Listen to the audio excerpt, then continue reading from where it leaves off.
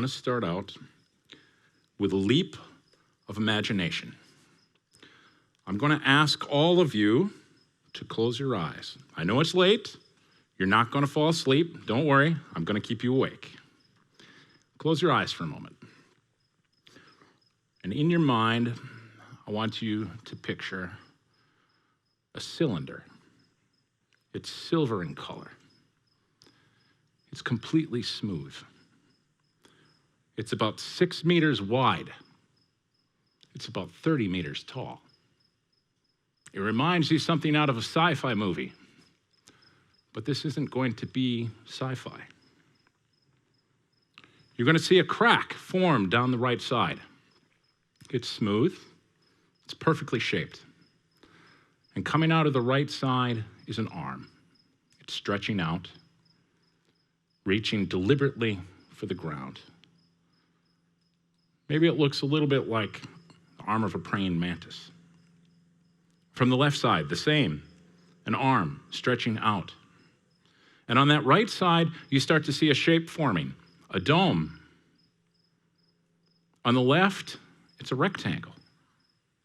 In the center, it opens wide, and it folds down slowly onto the ground, and it begins to unfurl. And up comes something you will recognize. Please open your eyes. Now look to the person to your left. Look to your person to your right. If their eyes are still closed, poke them. I told you I'd keep everybody awake. What did you just imagine? I think you just imagined the future. And most specifically, I think you just imagined the 22nd century space infrastructure. Now, I want you to hold on to that for a minute. I'm going to come back to that. Here in the 21st century, if you've been watching the news recently, you would be forgiven to believe that space is about tourism, right? Today, right now, we see companies going out to the edge of space. You get to be weightless, you get to wave, you get a cool picture, you get some media coverage, and it feels like space today is about tourism. But the reality is that companies like Virgin Galactic and SpaceX and Blue Origin are not looking for tourism to be an end goal. They believe that there is an emerging market space. And that emerging market space that is coming in that 22nd century, right? That emerging market space is going to be the colonization and the movement of our civilization into space. Now, space has a bunch of challenges, right?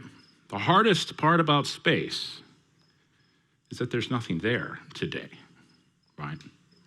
In ancient times, if we were to find a new area and move into it, people would come along themselves, right? They bring themselves, they bring their backs, they bring their shovels, they bring their spades. And humans could create cities and they could create civilizations out of areas that nature had left untouched. But in space today, there's no roads, there's no power lines, there's no broadband, and most importantly, there's no tree houses. We have an opportunity to think differently about that space. As we look forward, how can we solve these problems? People would say, well, let's send humans, right? Well, let's do what we did in ancient times. Let's send people. The problem is that people are frankly inefficient in space, right? Get in a spacesuit. We aren't really good at using an axe and a shovel, right? We're not very effective. The reality is that a typical space shuttle, almost 40% of the mass of that shuttle is used purely for the purpose of supporting us. Whether that be the cabins whether that be the food, the water, the oxygen. Just on a single day, the food, the water, and the oxygen will take about 11 pounds per person. And people say, yes, we can recycle that. Yes, sir, certainly we do, and we can. But recycling technology also takes space. What is the solution? What is the solution to that 22nd century? Well, what did you picture? What you pictured in your mind, that shape, that bug-looking thing, right, is autonomous robotics. And autonomous robotics have the capability to enable our civilization to expand past Earth, to enable all of us as a single race to step outside of our world and move beyond. So picture this, that machine that I described, this pyramid, the dome on this side, that's a habitat for you to live. On the other side, the rectangle, the science center, kitchens, and down in the middle where it unfurled and began to come up, an arboretum, somewhere where we can grow food, a farm out in space.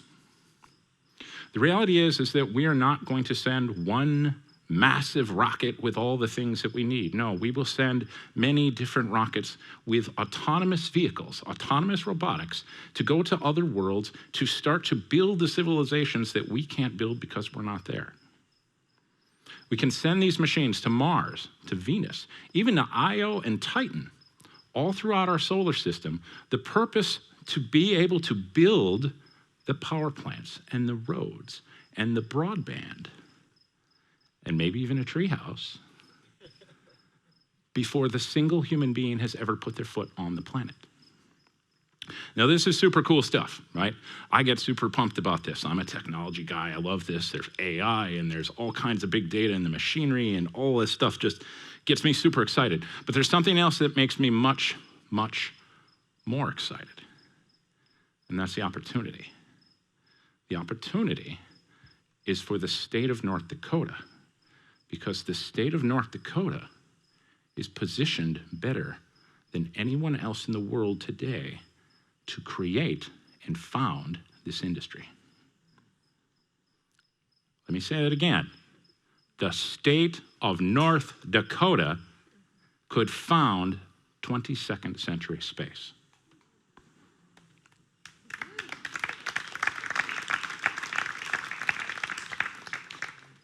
Now, you might look at me and go, well, that's the craziest thing I've heard all day.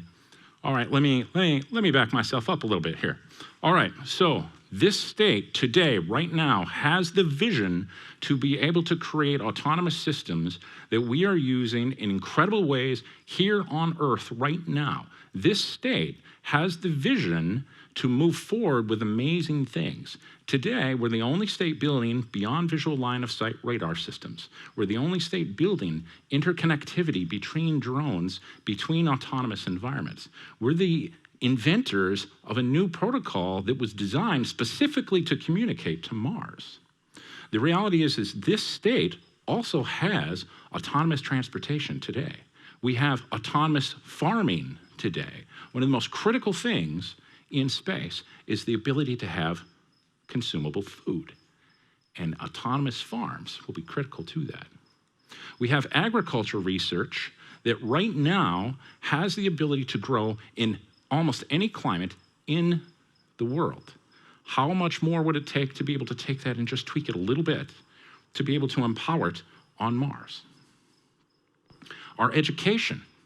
We already have universities that are producing degrees specifically for individuals developing autonomous systems or piloting autonomous vehicles. We have mechatronics as a polytechnic education. We also have computer science and cyber science, kindergarten through PhD, and we're the only state in the entire country that does it.